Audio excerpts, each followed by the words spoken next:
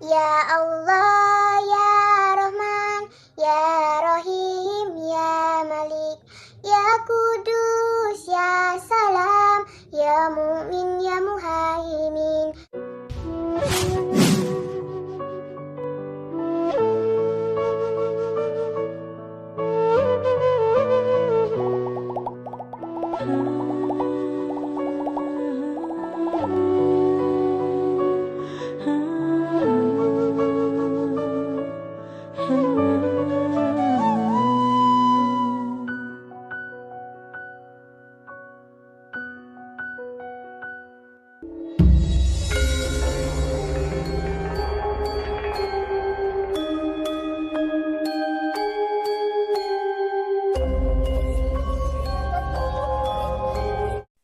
Pertanyaan saya gini, kita membahas apa? Kamu pasti tahu Bible itu kan nggak jelas penulisnya siapa, pengarangnya siapa. Yang Dasarnya mana apa dulu? kamu? Kitab apa dulu? Bible itu banyak kitab di dalam, bukan kayak Iya ya, Koranmu. iya banyak. Koranmu Misalnya, satu sebentar, ini. begini, Kitab apa yang tanya? nggak usah ini, santai aja, gak usah ngegas. Hmm. Kita mulai dari yang mana dulu? Misalnya contoh 4 Injil utama lah kita sebut. Siapa yang nulis itu 4? Yohanes, Matius. Oke, persis nggak diketahui. Berarti itu aja 4 sudah nggak diketahui. Dasar kamu percaya dia kitab suci itu dari mana? Dasarnya isinya bertanggung jawab. Oh, isinya bertanggung jawab. Contohnya. Ngawur. Nggak apa-apa, bagus ini. Nggak apa-apa. Ya, tolong didengarkan dulu. Apa yang? Oke. Sebelum saya jelaskan itu dulu sama kamu, saya tanya kamu siapa penulis Al-Fatihah? Nah, jadi kalau ditanya tentang siapa penulis Quran, Quran itu adalah wahyu dari Allah lewat Muhammad. La yantiqu anil hawa illa wahyu yuha. Sebentar gini, kita belajar. Ketika Anda bertanya, saya jelaskan jawaban. Anda bersedia mendengar kalau ingin sedikit dewasa. Dengar ya. Quran itu diturunkan oleh Allah kepada melalui malaikat Jibril kepada Rasulullah SAW dalam bentuk wahyu. Dan Rasul itu menyampaikan la yantiqu anil hawa illa wahyu yuha. Rasulullah memerintahkan sahabat jangan menulis selain Quran. La taktubu minni illa al-Quran. Jadi siapa yang menulis Al-Fatihah? Saya tegaskan dari Al-Fatihah hingga ke An-Nas itu, Pak, tahu jawabannya? Di mana kamu dapat informasi di Quran kalau tulisan siapa? Si Fulan yang nulis siapa? Sudah saya jelaskan dari anonimus sama aja dengan Bible. Sebentar. Tidak diketahui penulisnya. Gak gini. Ya, sabit. Jadi kita mau lihat dari bentuk mana? Dari bentuk sejarah kah? Dari sisi sejarah atau dari sisi Quran sendiri? Saya sudah jelaskan tadi, itu ayat Al-Quran yang bicara la yantiqu anil hawa illa wahyu yuha. Mau bicara dari mana lagi? Itu perkataan Quran sendiri. Ya, yang ngomong situ siapa? Wahyu dari Allah. Mana di situ ngomongnya dari Allah? Ini dari Allah. La yantiqu anil hawa illa wahyu yuha. Wahyu yuha. Ha itu kembali. Wahyu yang diberikan padanya. Yang ngomong itu siapa? Yang ngomong di situ itu siapa? Jadi ini akalnya nggak paham, nggak jalan. Ketika saya punya akal. Coba sebentar gini. Kita tuntaskan. Ini saya belum selesai pertanyaan saya. Kamu sudah balik ke pertanyaan. Coba jelaskan tadi. Dasar kamu percaya itu yang bertanggung jawab yang mana? Kamu belum selesai di situ. Dengar.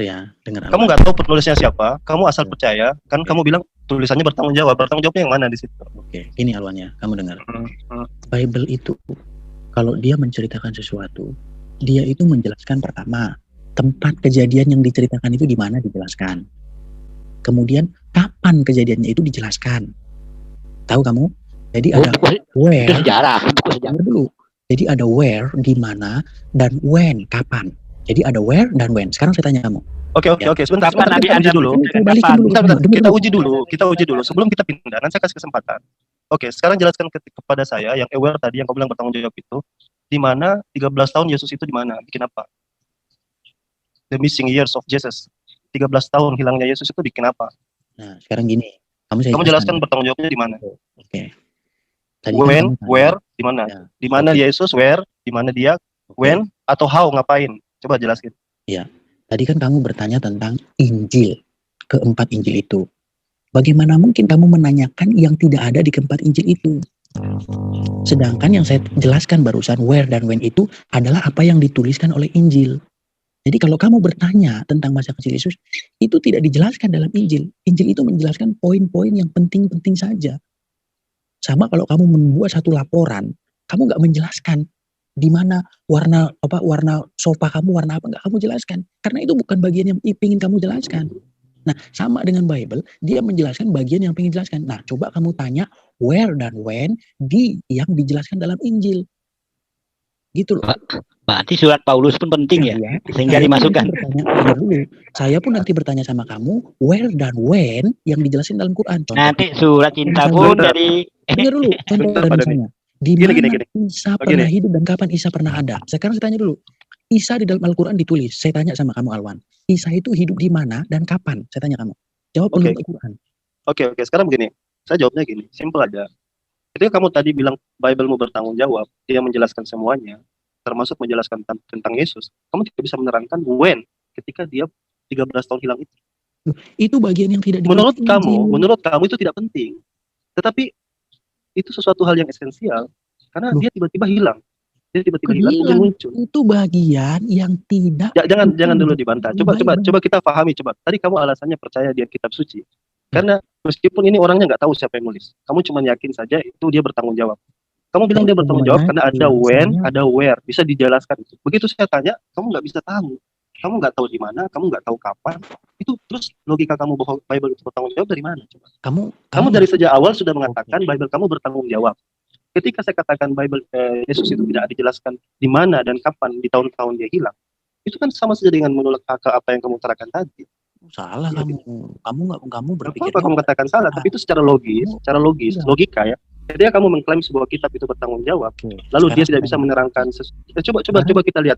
Kisah Yesus itu diawali dari dia lahir, kemudian dia tumbuh, menyampaikan misionerinya hingga dibangkitkan. Itu semua alur cerita yang sama dari seluruh gospel. Tapi anehnya ada yang hilang.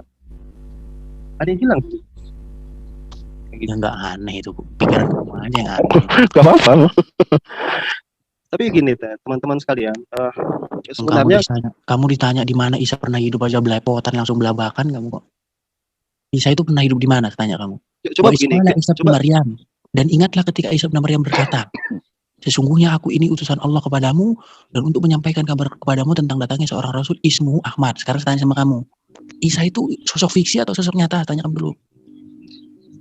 Pertanyaan pertama dulu yang tadi. Sebelum kamu itu dulu. Kan di dalam Quran itu, dengar dulu kamu Alwan. Kamu itu kan di dalam Quran disuruh ingatlah ketika Isa berkata. Sekarang saya tanya kamu Muslim, Isa ini sosok fiksi atau sosok nyata? Kalau sosok nyata, setidak-tidaknya sebutkanlah Isa ini pernah hidup di mana? Di Arab kah? Di Sumedang atau di mana? Nah, makanya saya jelaskan. Coba didengar ya, jangan dibantah dulu ya. Seharusnya ketika kamu tanyakan kepada saya, kenapa saya percaya firman Allah itu firman Al-Quran itu firman Allah? Karena Al-Quran itu hanya menyampaikan yang penting-penting saja. Tidak seperti Bible yang kamu katakan bertanggung jawab tadi. Pertama jelas siapa penulis Al-Quran. Dalam Al-Quran dijelaskan bahwasanya itu wahyu yang diberikan. Sebentar dulu. Sebentar dulu. Belajar untuk dewasa sedikit coba ya. Coba dengarkan. Ini loh Alwan, kamu bilang sebentar gini. Saya belum selesai. Nanti kalau kamu potong, nanti kamu nggak pintar-pintar. Coba dengarkan dulu. Nah, ketika misalnya bercerita tentang Isa, maka Allah hanya menjelaskan bahwa hal-hal yang penting. Karena Quran itu nggak seperti Bible yang ditulis orang nggak tahu, menulis tentang segala sesuatu yang sebenarnya tidak penting-penting amat, tentang ukuran perahu Nabi Nuh, kemudian berapa hewan yang masuk ke dalam situ, ada yang lari, ada yang burung yang keluar pergi cari dataran yang tidak terkena air. Itu semua tidak terlalu penting, yang esensial aja yang penting. Nah, sebentar, belum selesai, nanti selesai saya kasih kesempatan. Nah, ketika Quran menerangkan sesuatu secara ringkas, Rasulullah Quran hanya menerangkan bahwasanya Isa itu dipertuhankan, dianggap sebagai Tuhan. Dan itu yang dibantah, dan itulah firman Allah. Seperti itu. Sekarang kamu tanya. Sekarang kamu tanya, kamu kenal Isa nggak? Melalui Quran ya. Melalui Quran ya. Jadi kamu melalui Quran, kamu tahu Isa. Sekarang saya tanya, Isa itu pernah hidup di mana menurut Quran? Bagaimana? Nah, udah mulai pikun. Nggak usah pakai soal gitu. Saya memang kurang jelas dengan baik-baik. Sampaikan aja ulang lagi. Isa pernah hidup di mana menurut Quran? Bani Israel. Bani Israel. Coba. Isa pernah hidup di mana? Bani Israel itu tinggal di mana? Sekarang saya tanya, Bani Israel itu tinggal di mana?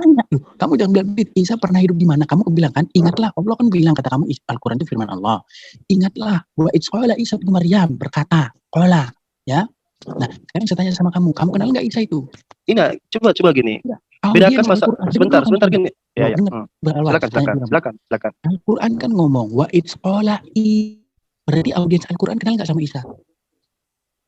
Iya, lanjut ya. Saya sudah bilang kenal lewat Al-Qur'an. Kamu Wa harus iz qala pelan-pelan. Isa bin Maryam, berarti kita Ajaran diperkenalkan oleh Muslim, Allah tentang Isa bin ajaran Maryam. Muslim itu harus pelan-pelan. Makanya kamu saya tanya, ketika Quran mengatakan wa iz qala Musa, wa iz qala Daud, wa iz qala Isa, wa iz qala fulan, wa iz qala, berarti Sudah, ya. audiensnya itu tahu nggak si fulan yang diomongin itu siapa? Sekarang saya tanya dulu. Diperkenalkan oleh Quran. Kok diperkenalkan? Sosok itu diperkenalkan, diajarkan oleh Rasulullah. Mungkin Wahyu itu turun kepada wahyu itu turun kepada umat Islam, umat yang mengikuti Rasulullah. Mereka tidak kenal siapa itu, maka diperkenalkan oleh Quran. Oke, Dijelaskan bahwasanya dulu Aisyah itu Oke, berkata dulu. seperti ini, Musa dulu berkata seperti ini. Sekarang masuk akal nggak kalau saya ngomong sama begini sama kamu? Alwan, ingatlah ketika Tungkrung mendatangi Tayung. Sekarang masuk akal nggak kalau saya ngomong gitu sama kamu? Kalau kamu yang ngomong nggak masuk akal. Nah, itu Ini kan bagaimana? Coba sekarang saya tanya, bagaimana Quran? Bagaimana sebuah kitab suci? Seharusnya saya berkata tentang orang yang harusnya sudah kamu kenal. Nggak mungkin saya ngomong Nggak perlu. tentang orang yang Nggak belum perlu. kamu kenal. Sekarang saya tanya balik. Kamu Coba gimana? saya tanya balik kepada Anda misalnya ya. Saya tanya, Anda kenal dengan Yohanes? Yohanes yang mana dulu? Ada berapa Yohanes di kitab Anda? Banyak Yohanes, banyak sekali. Ya, sebutkan aja. Banyak Sebutkan Yohanes. saja. Sebutkan saja. Sebutkan. Yohanes Pembaptis, Satu. anaknya Zakaria. Yohanes murid Yesus juga ada. Yohanes yang Nah, sekarang juga ada. Sekarang saya tanya, di dalam seluruh Bible itu, Yohanes itu nggak ada Yohanes siapa, cuma dikatakan Yohanan. Dari mana Anda tahu itu Yohanes anu? Dari mana? Sebagaimana Maria juga tidak ada nama Maria Magdalena, Maria Ibu Yesus, nggak ada. Maria itu Anda tahu dari mana Maria siapa? Alwan, Jawab dulu.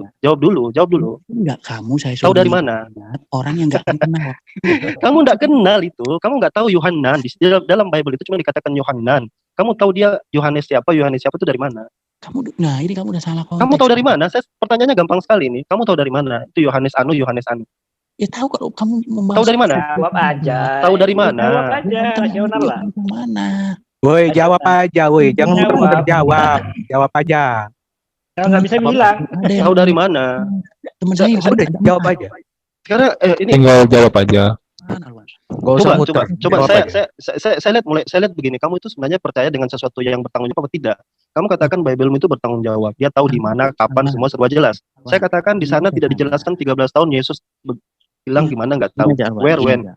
Sekarang saya tanya Yohanes aja. Yohanes yang gampang lah. Saya mau bahas Bible sama kamu. Syaratnya kamu udah baca Bible dari A sampai Z. Kamu udah baca Bible belum dari kejadian? Sudah. Saya sekarang beri syarat sama kamu. Kamu bahas Quran. Kalau kamu sudah bisa ngaji, bisa nggak?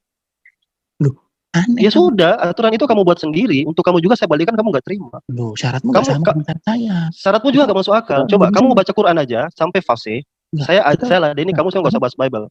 Kamu tahu nggak kita orang Indonesia? Gini aja. Saya nggak level sama orang yang cuma tahu terjemahan. Saya nggak level. Gini aja, saya nggak level sama orang yang tahu terjemahan. Saya bisa menerjemahkan, jadi saya nggak level sama yang terjemahan. Gimana? Bukan, itu kan asumsimu. Saya bisa. Anda baca ayatnya, saya artikan. Anda baca ayatnya, saya artikan. Anda baca ayatnya, saya artikan. Gitu. Untuk menunjukkan bahwasanya level kita beda. Mungkin nggak? Coba tanyakan dulu. Saya ngetes akal kamu dulu aja lah. Mungkin nggak? Ini lompat-lompat. Anda itu menghindar dari pertanyaan saya tentang Yohanan tadi. Sudah jelas-jelas Anda tahu kitab suci nggak dikenal, nggak tahu siapa yang nulis. Anda tidak bisa membuktikan itu firman Tuhan, ya kan? Ini kamu Anda tidak tahu. Putar. Ujung-ujungnya Anda nggak paham. Ujung-ujungnya Anda bilang Anda akan tanya Bible, boleh tanya Bible kalau Anda sudah kuasai Bible. Itu aturan dari mana? Persyaratan aneh. Itu ada kata-kata dan ingatlah ketika Isa. Sekarang saya tanya kamu, audiens Al-Quran kenal nggak? Jawab aja belum tanya. Jawab aja belum tanya lagi. Iya, jadi cara yang lain dia memakan yang lain. Makanya gini, teman-teman sekalian, ini buang-buang waktu menghadapi orang seperti ini. Buang-buang waktu saja, nggak ada ilmunya. Useless. Kamu Alwan. Jadi nggak ada. Nggak ada apa. Sekarang sudah Edis berhenti. Saya nggak mau debat. Saya tanya teman-teman sekarang. Ada manfaatnya nggak ngobrol sama Edis? Nggak ada Pak. Jadi gila. Ya, gila kita jadi sama orang kayak gini Pak. Bahkan saya bertanya pun nggak ditanya. Panggil aja suruh kick aja lah. Iya. Itu yang kabar itu tolong Pak Jose aja. Pak Jose aja lah, nggak usah yang kayak gini lah. Yang nggak usah lah Pak Jose atau siapa. Di sini terlalu pintar, jadi sakingnya pintar ya gitu.